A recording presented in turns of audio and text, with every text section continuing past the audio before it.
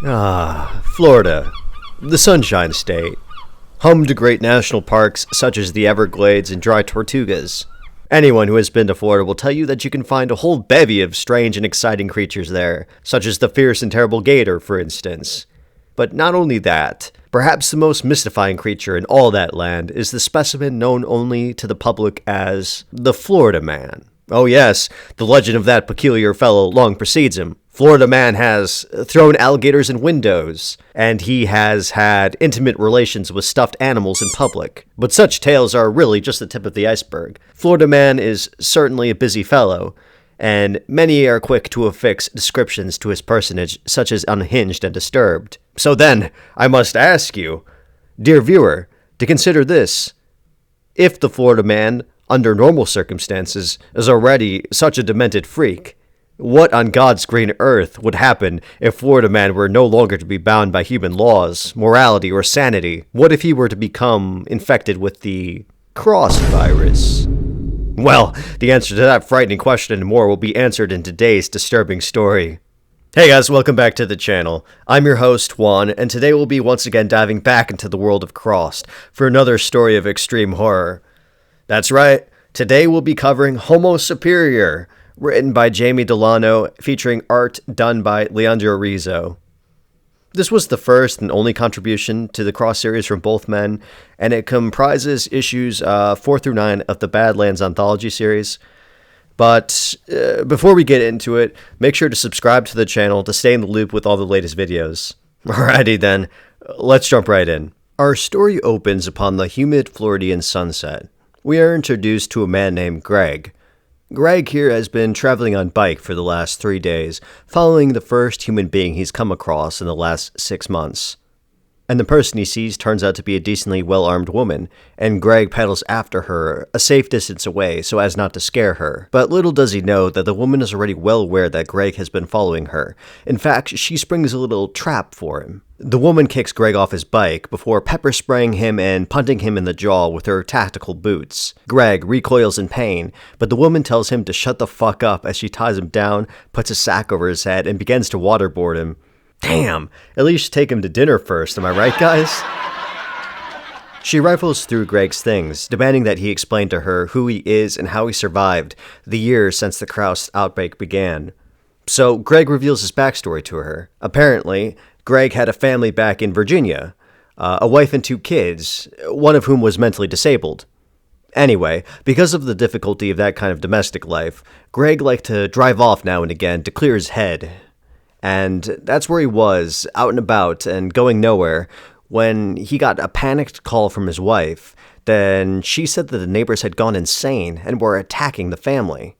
Greg shouted that she needed to call the cops and to get the gun out of the garage, but the only response he heard back was the sound of his family incoherently screaming at the top of their lungs. And what followed next was perhaps the scariest sound of them all. It was silence. Greg doesn't exactly know what happened after that. It's all a little hazy for him. The psychological trauma of listening to his family be butchered and the helplessness of his position to do anything about it was a little bit too much for him, and at some point or other he either froze or passed out. Whatever the case, Greg quickly realized that the life he once knew was definitively over. And so Greg began to survive out in the wilderness, fishing for food and camping for the first couple months after the outbreak. But after a close Kraus encounter, and after having felt the temperatures beginning to dip amid seasonal changes, Greg decided that he may as well fulfill his long-standing dream to bike down the long-distant trails to Florida. After Greg finishes recounting all of this, the woman finally takes the bag off his head and cuts him loose. She introduces herself as Steve, and we learn a little bit more about her as the pair decide to team up and keep moving forward. Steve, as it turns out, was in the military. She did 3 tours in Afghanistan as an interrogation specialist during the War on Terror. Basically, she tortured people, and she enjoyed it immensely. Yeah, as you can see, Steve is rather cold and cutthroat. She's incredibly blunt and absolutely willing and able to, without blinking, cut her losses, even if it makes her look cruel and unfeeling. But perhaps that's the kind of thing it takes to survive in the world of the Crossed. In any case, Greg and Steve sit down by a campfire, and they discuss theories on the origin of the outbreak. Steve is adamant that Islamists were responsible and that they set off some kind of bioweapon. Greg, on the other hand, hits us with some Gaia hypothesis bullshit, like he's the last surviving member of a climate change TED Talk panel or something. He speculates that nature engendered the virus to restore balance to the planet after mankind became too unruly and destructive. Look, if Earth as a self-regulating, complex system wanted to stop the humans from fucking everything up, it should have just secreted a disease that made everyone sick and die. You know, instead of just turning Earth's dominant species into ultra-violent homicidal maniacs. Whatever the case, Steve calls Greg a liberal nerd and tells him to shut the fuck up. From there, we are introduced to a young stoner named Leon, who is currently getting chewed out by his father.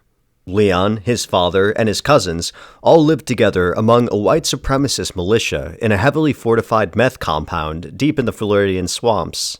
So, as you can imagine, the little enclave here is not filled with the most sterling of specimens.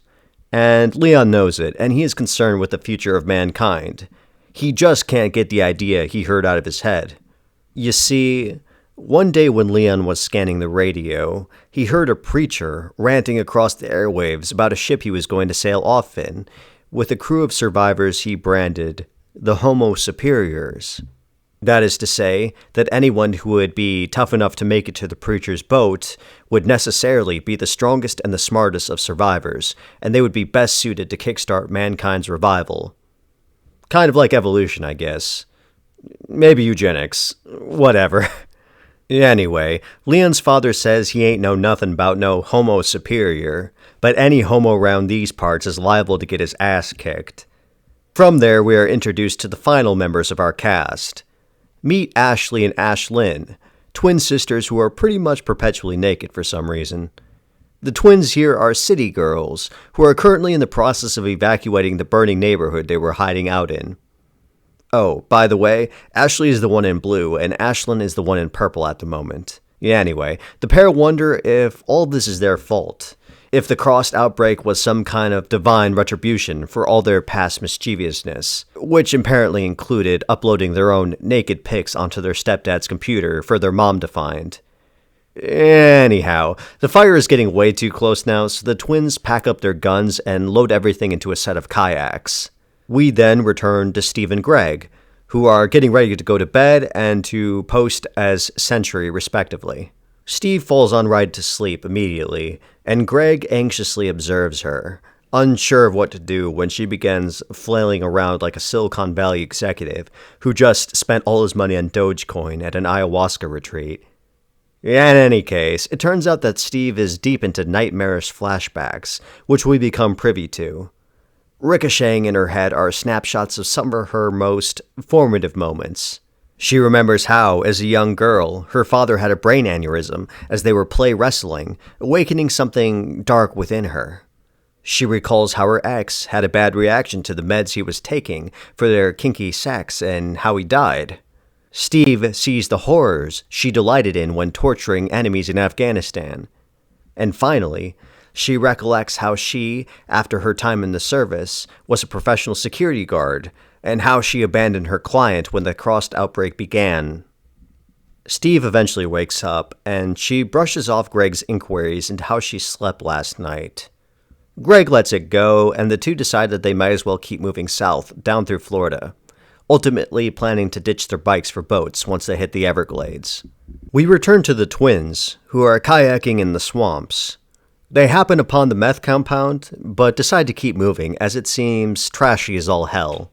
And as the girls are moving by, Leon, who was assigned night watch, spots them, making a dumbass face and asking, "Damn, bruh, I just see some babes in kayaks, G?"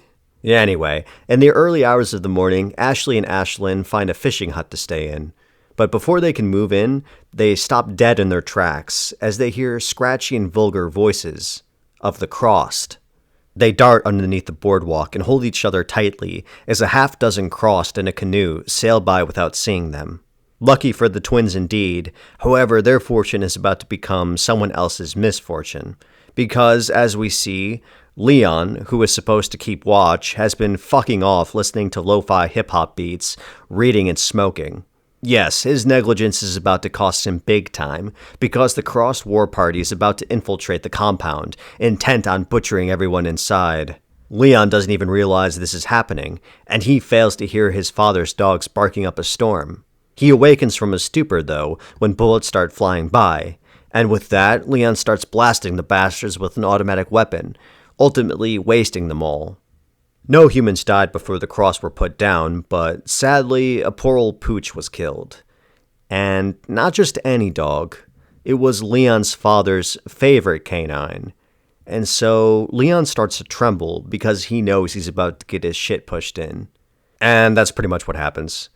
Everyone gathers in a circle as Leon's father holds him against the wall and begins repeatedly pummeling him in the face. Leon is kicked around some more, and then his father stomps on his iPod before tossing his son and all his belongings into the outhouse pit latrine. Honestly, he kind of deserved that, not gonna lie. As all of this is going on, Greg and Steve continue traveling south. They wind up spotting a lone Cross guy staggering by, and Steve jumps at the opportunity to take it out. She methodically shoots its limbs out and then lets it suffer for a bit before finally headshotting it. That is, if Cross can even suffer. For all we know, that thing was experiencing the best high of its life. Whatever the case, killing it like that specifically seemed to release a lot of dopamine for Steve. And so she takes her tits out and she has sex with Greg. Despite their intercourse, the two aren't completely sure of each other, and Greg thinks Steve is probably crazy and has a strong taste for blood. The next morning, Greg tries to breach the subject of what happened the night before, but Steve, in a rage, hurls a wrench at Greg's head. She gets in his face and tells him that it never happened, and if he values his eyes, he won't try to pretend otherwise. Yeah, I'm not going to unpack that one. In any case, the pair finally reaches the swamp, where they ditch their bikes in favor of a canoe they wind up finding. From there, we return to Leon, who has been in a literal shithole for the last 8 hours. A rope pulling him up is only eventually extended to him because a fat guy named Manatee Mike wants to go to the bathroom, and he doesn't want an audience watching from below. Wait, how the hell is this guy maintaining mass right now? Do they have a Papa John's pizza out here in the swamps during the apocalypse? Fucking probably, bro. Anyway, after Leon cleans himself up, he goes out to the deck and begins fishing. His mind has become completely consumed with the thought of revenge and of retaliation for what he feels was a gross injustice dealt out to him. And it seems like he will have his vengeance because he feels resistance on his line, and he ends up pulling a severed crossed head from the depths. So, a couple of days later, when Leon is cooking Crystal, he slyly adds to it a secret ingredient. No, it's not chili pea, but it is instead cross blood. And so the game's afoot. He tosses a free bag to his chop-top-looking-ass cousin under the pretense of making amends for past sins. And when he is sure that his cousin is infected, Leon gets onto a pre-prepared airboat and jets off, tossing a few grenades behind him for good measure. That same night, as Ashley and Ashlyn return to their fishing hut from some jaunt, they notice Leon's sunk boat outside of it. They peer through their binoculars and see the lad sniffing their panties. They recoil in disgust and go and confront the stranger, holding him at gunpoint and unarming him. Oh, as a reminder, Ashley's the one in blue and Ashlyn is the one in pink and black stripes, if you care. Anyway, Leon explains to the twins how he is hiding out until things blow over, and how he is a natural swamp rat from around these parts. He says that they should team up, and that he knows how to catch and cook food for them. And as for Steve and Greg, well, they've been sailing through the swamp this entire time, and they, by chance, happen to have taken refuge nearby to the youngsters. Steve wants absolutely nothing to do with them, so they just spy on the group with binoculars as they are talking. Leon is busy telling Ashley and Ashlyn about the preacher and about his supposed boat of salvation, waiting for survivors down in the Florida Keys. He implores the twins to join him, and they say that they'll think about it. And Leon says they better hurry, though, because he can hear his father's dogs barking in the distance, meaning his old man is alive and trying to hunt him down. And further, he is aware that any straggler from the compound he ruined is probably crossed by this point, and likely nearby and incredibly dangerous. And the issue ends confirming that to be the case, as we see that the meth head rednecks have become infected, bloodthirsty animals. Oh, I wasn't expecting to see you here. No, it's okay, really. While I have you, I might as well tell you about my YouTube membership program. Right, so if you are a longtime viewer of this channel, you may know that some of my videos aren't exactly advertiser-friendly per se. And that's fine. I wouldn't be doing this if I didn't have a love for the game. Nevertheless, I just wanted to let you know about an opportunity to help out a little. You see, for just $1.99 a month, you can support the channel as well as attain access to some exclusive community emojis, loyalty badges next to your name, and even new videos early. You can see them before anyone else. This is just all for your consideration, of course. It's absolutely not an obligation. Even a like and a subscribe goes a long way. But enough with all that, let's get back to the video. Right, so the next issue opens with Greg and Steve watching the twins and Leon kayaking out of the fishing hut. Greg says they should have at least said hi, but Steve responds that they need to look out for themselves and not some idiot kids. But before the conversation can progress any further, the two are startled by movement in the brush around them, and then they are caught off guard by a group of dogs that pop out and surround them. Then, out from the trees comes Leon's father, holding our protagonists at gunpoint. They ask Leon's father what they can do for him, and the man replies that he's looking for that evil piece of shit he mistakenly called his son. Steve tells him that she thought she smelled something over by the fishing hut, and then the dogs start barking, indicating to the father that his boy got away on the water. Greg shakes the father's hand, wishing him luck, but saying that he and Steve have their own business to attend to. Leon's father looks Greg up and down and then says, "Sure, you guys look white enough, I guess," before wading off into the swamp water. This crack about to get got by a gator, bruh. Anyway, it's approaching nighttime now as we return to Leon, Ashley, and Ashlyn, who have been kayaking through the swamp all day. The trio ends up discovering an observation structure built by the Park Service, and Leon points out that usually that means there's a visitor center nearby, so they go off searching for it. Meanwhile, things are going less swimmingly for Leon's father, who we briefly see get confronted by his old compound boys, including Manatee Mike, who is brandishing a fucking rocket launcher. Whatever the case, we return to Steve and Greg. It's early morning hours at this point, and we see them trying to traverse the waterways, but having immense difficulty doing so because the mist is obscuring their vision. And as fate would have it, they stop at the first structure they see, which happens to be that observation post from earlier. And so, naturally, nearby in the visitor center are the twins and Leon, with the latter currently smoking up a storm inside. Ashley gets annoyed with this pot smoking, and she goes outside to get some fresh air. That lasts all of about 5 seconds, before she then starts firing on the dogs rushing onto the scene. They're Leon's father's dogs, and he is not far behind them, now sporting the infamous crossed rash across his face. Greg sees all this going down, and against Steve's strenuous remonstrances, he begins firing upon the crossed before they can get to the youngins.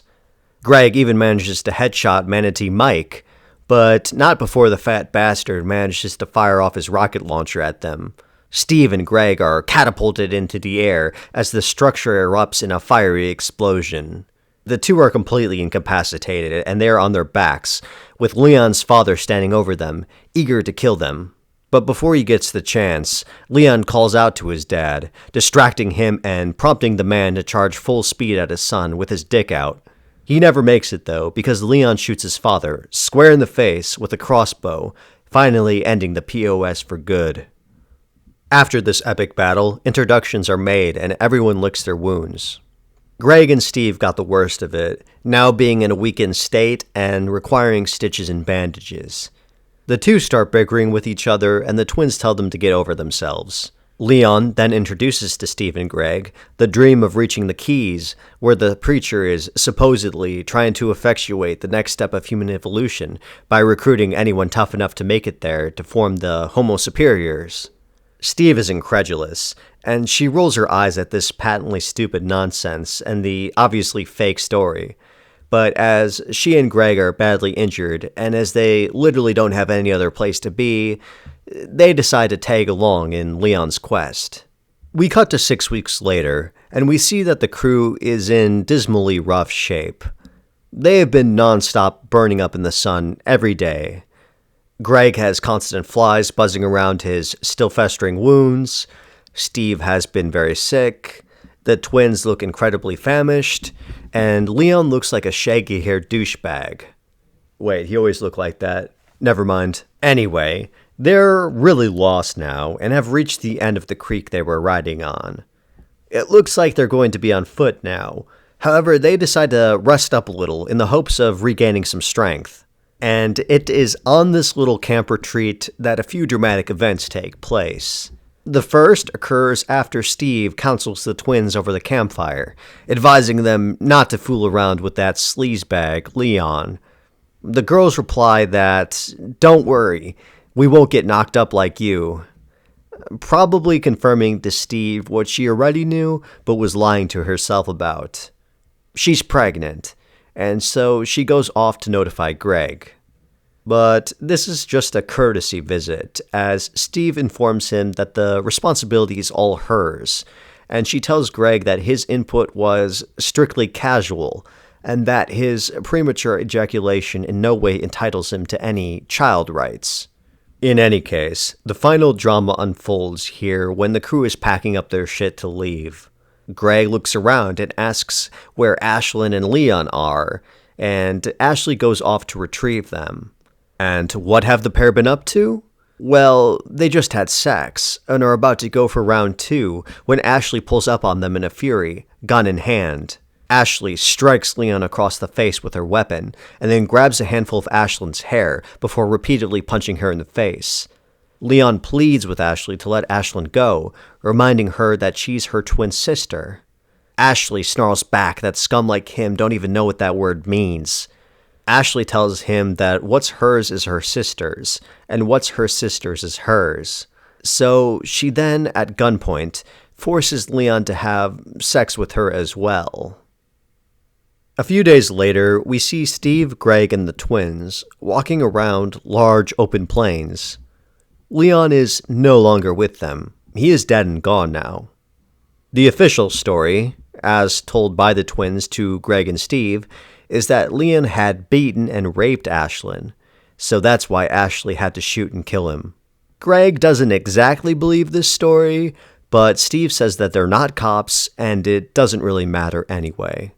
And so the four trudge along, mile after mile and day after day. Pretty soon the very memory of Leon completely fades away, and the group forgets him and his preacher. Such is the nature of living in a non-stop, fast-paced environment like that. In any case, the crew comes across a rundown fat camp, overgrown with vines and vegetation. Ashley and Ashlyn enter the camp, and things start to go immediately wrong, as Ashley winds up walking directly into a bear trap. Ashley screams out in pain, and Ashlyn begs the others to help her sister. Steve cocks her gun, ready to put Ashley out of her misery, because it's possible that the trap was laced with cross fluid. But before Steve can pull the trigger, rocks and arrows start to rain down on our group. It's dozens of fat camp kids, now crossed and eager to consume the survivors. So everyone rushes inside a nearby building, and this initiates an hours-long siege and shootout that lasts well into the night. Unfortunately for Ashlyn, she is under immense psychological torture, knowing her sister is out there and she is not thinking straight. She grabs a gun and tells Greg and Steve not to stop her before going off into the night in order to save Ashley, despite Steve's warnings that there's no coming back from that. The next day is spent by the adults trying to snipe as many of the cross kids as possible. Ultimately, in order to escape though, the two start a massive fire, making a break for it under the cover of smoke. This was a costly maneuver, however, and it led to the loss of most of their gear and supplies. But nevertheless, Steve and Greg survived. And though they think they got away scot-free at first, Greg realizes that they're being stalked by the crossed from the camp after the sun sets. And this becomes the new status quo for them as the weeks go by. Steve's pregnancy and the demands for it continue to grow. The two survive eating roots and frogs, and they go from terrain to terrain, shadowed by the crossed, picking off a few when they can manage. And Greg's mindset through all of this is fluctuating. Some days he feels like he loves Steve and envisions a future life with her and their child. Other times, though, Greg feels fear. Fear of that long-term and heavy commitment when they are already struggling so much. And this all comes to a head one fateful day as Steve and Greg decide to stop and stay in a ship that is beached upon the sand. Steve can't keep going, so she says they need to set up a base of sorts from which to launch a last stand against their pursuers. Or alternatively, Steve says Greg could just leave her. That's what she would do in his position. Greg just holds her, and they settle on inside. However, that night, as Greg lays with Steve, he contemplates, and he is subsumed by deep pits of dread, followed shortly after by a sort of panic. Greg's doubts have won, and he slowly and quietly creeps up the stairs, prepared to walk away and leave Steve behind. But Steve is awake, and she gets Greg's attention before she kneecaps him. Greg rocks in pain as Steve tells him she is going to leave some morphine and a loaded gun behind. Why? Because she says it would be a really stand-up thing for him to do, to take out as many of the crossed as he can before they eat him. You know, to give the mother of his child some more time and a better chance of making it. Steve then leaves, and Greg starts downing the morphine shots. By the time the cross kids finally do arrive, he is completely delirious, and his vision's all woozy. Greg manages to kill a couple of them, but he misses most shots, and they're way too close to him now, so he quickly turns the gun on himself and pulls the trigger. All he gets is an empty click, though. Greg can't believe it, and he slowly looks up and sees the twins, now crossed, taunting him with big smiles on their faces as they prepare to have some fun. We make one final time jump ahead, this time by about 4 months. Steve is now currently reaching the end of her last trimester. She has been residing in an ocean resort, but she now has some big problems on her hands. Obviously, she is literally about to give birth, but not only that, to her great dissatisfaction, she has discovered that Greg had failed to kill all the crossed, and now Steve scopes out about 5 of them in the distance, waiting for it to become dark to strike. What's more, Steve has already used up all of her bullets, and she has no more conventional weapons. All she has for close combat is a kitchen knife tied to the end of a stick. However, it would be foolish to count her out, because she is nothing if not a tactician, and she has craftily set up explosive booby traps made out of scraps all about the resort. In any case, Steve returns to her room, and she sits down on her bed before cringing in pain. The baby is coming, and she is going into delivery. Steve tries to the best of her ability to stifle her cries, because she knows if the crossed outside hear her, they will discover that she is in a weakened and vulnerable state, and they will eat her and her child. Steve writhes around in agony, but the pain is just too unbearable, and as the baby comes out, she lets out a fierce howl. And that sound, in conjunction with the baby's shrill cries, alerts the crossed that it's their moment to strike. It's the twins once again, this time leading the crossed Greg around like a dog. Also in their entourage are the last 2 crossed kids. In any case, the crossed move into the building, and one of the kids ends up setting off a trap, burning himself to a crisp while the others continue their thorough search for Steve. And what is Steve doing? Well, she had passed out for a moment and had slipped into more of her fucked up flashbacks, which included perpetuating gruesome prisoner torture and earlier scenes of her life growing up with a deadbeat mom. Whatever the case, the first explosion jolts Steve awake, and she grips her child, and they make their escape. Moments later, the crossed enter her now empty room, and they begin to track Steve's blood trail, which leads them into the kitchen. But it's a trap. Steve has tricked them into unwittingly walking directly into another bomb. There is a big explosion, and Steve watches it from a distance. For a moment, she thinks it's all finally over, but then her worst nightmare comes true, as out from the flame lurches the yet still alive twins. Steve turns around and starts stumbling up the sandy hills, but she is extremely tired and worn down. She falls to her knees and then sets the baby down. Steve sharply looks at her child and apologizes, saying that she has no choice but to leave it behind. She half-heartedly explains, to no one in particular, that maybe the cross will chase her and that she can hopefully kill them and maybe she'll come back for her baby. But she doesn't really believe that, and she knows she has no intentions of ever coming back. And so, with a tear in her eye, Steve walks off. Steve marches on for a bit, reflecting on her life and the events leading up to where she is now. Regret after regret fills Steve's head, and she thinks about how she should never have gone south through Florida, and how she should have never gone along with the silly preacher delusion. But as Steve gazes up at the bright and luminous moon, what she thinks about the most is about how her life choices have reflected her own humanity. And with whatever revelation she gleaned from that, Steve takes a deep breath and turns around and walks back to where she left her child. She goes right up to the twins and demands that they hand over her baby. The twins stare at Steve with their malicious smiles, and they offer Steve a piece of crossed flesh, saying that if Steve wants to be the mother of the future, she has to be crossed like them. Steve looks at them with a glint in her eyes and says, "Sure, why the hell not? I never did fit in good with humans anyway." And so the story ends with Steve willingly reaching for the flesh, eager to embrace her true nature at last. So that was the Homo Superior arc, I guess. What did you guys think of the story? Feel free to leave your thoughts in the comment section down below.